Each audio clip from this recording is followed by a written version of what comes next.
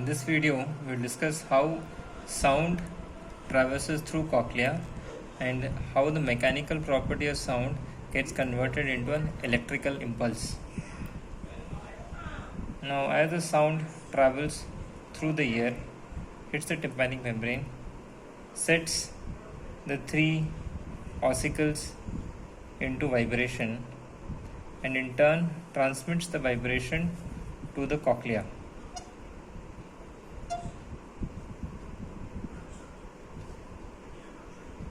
The cochlea is a wound-up structure which is sealed by the stapes footplate, that is the oval window, and the round window. Now, schematic representation of the same figure would be something like this. This is the tympanic membrane. This is the handle of malleus, long process of incus, in turn attached to the stapes footplate. Stapes footplate in turn seals the oval window, and this is a stretched out diagram of the cochlea.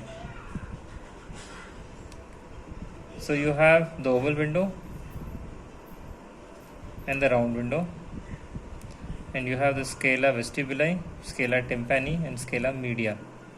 In scala media, the lower part is the basement membrane, in which you have the sensory end organ, that is the hair cells.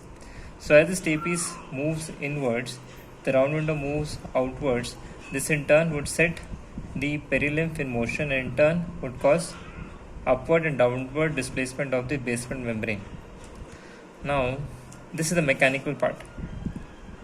Now, if we see the cut section of the cochlea, this is how it looks like.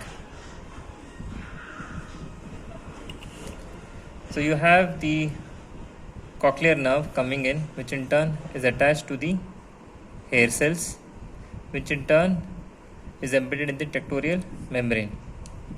This is the scala vestibuli, scala tympani, scala media, and this is the Resner's membrane.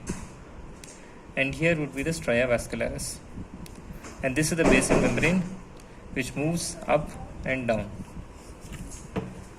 As the mechanical displacement of the basement membrane, how it works onto the hair cells. So if you see, the hair cell is actually a big flask shaped cell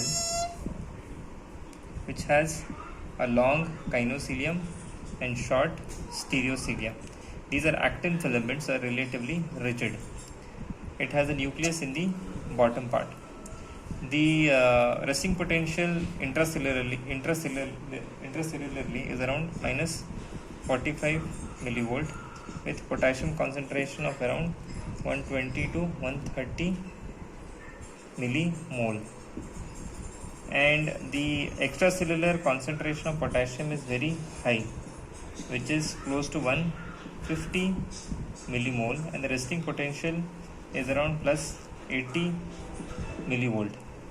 Now what happens is,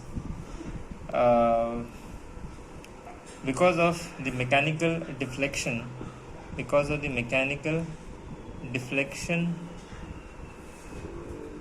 of the basement membrane, the kinocilium would remain there, and the stereocilia would move towards the kinocilium, and this in turn would open up certain ion gates, and there is a huge potential difference of plus 80 to minus 45 millivolts, which is close to 130 millivolts, and eventually the potassium would travel along this potential gradient intracellularly, and this in turn would cause depolarization,